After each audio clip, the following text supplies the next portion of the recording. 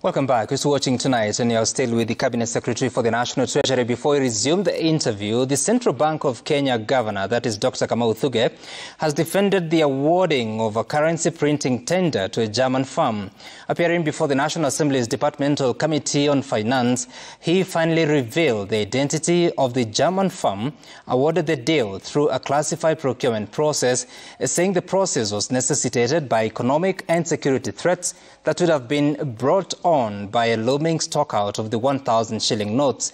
The governor was further put to task over the 14.2 billion shilling cost that is going to take to print the new notes, considering that the country parted with 15 billion shillings in 2019 during the demonetization exercise. Jimmy Mbogo has the details. The printing is being done by a German firm, and it's actually one of the best farms. This ambiguous statement was Central Bank Governor Thugge's response to journalists during the Post-Monetary Policy Committee press briefing on 7th of August, while responding to queries on the identity of the German firm awarded the tender to print new currency. Through this process, CBK Deviant Currency Technologies, G&D, a reputable German banknote printing company, was identified.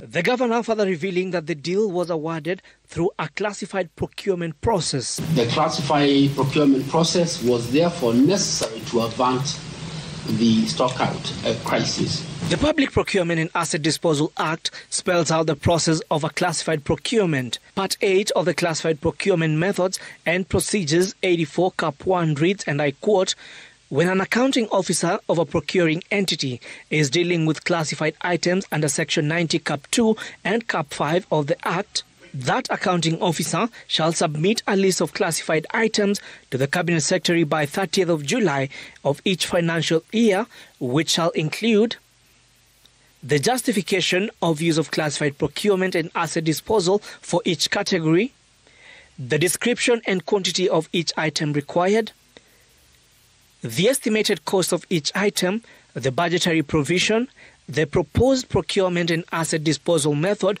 for each item, and the justification for the use of the method." Further, according to the CBK Act Cap 491, the bank may exchange defaced notes where the notes have become unserviceable due to ordinary wear and tear, have been mutilated, defaced or soiled accidentally, have been defaced by a licensed cash-in-transit operator through a crash. The cost of this deal, put at 14.2 billion shilling, was also being put to question. There are claims that this German company that's printing the new notes had lost to Belarus in 2018 for the printing of new notes. So what changed? At that time that you came to you now with mask of procurement and kept some new banknotes, what was the quantum as asked by the chairman? Very simple. As of today, the quantity or the value of the banknotes in circulation is well over 330 billion notes. So the 14 billion that you are mentioning, or the 109 that we have indicated in our presentation, is assuming that there is going to be a replacement of these old notes that are going to get worn out over time. During the 5-year term of the tender, the German firm will print a total number of 2.04 billion currency notes, valued at Kenya shilling 689 billion, majority being the denomination of the 100 shilling and the 1,000 shilling notes.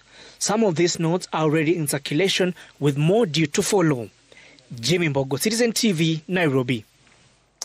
Right, and welcome back to the conversation with the Cabinet Secretary.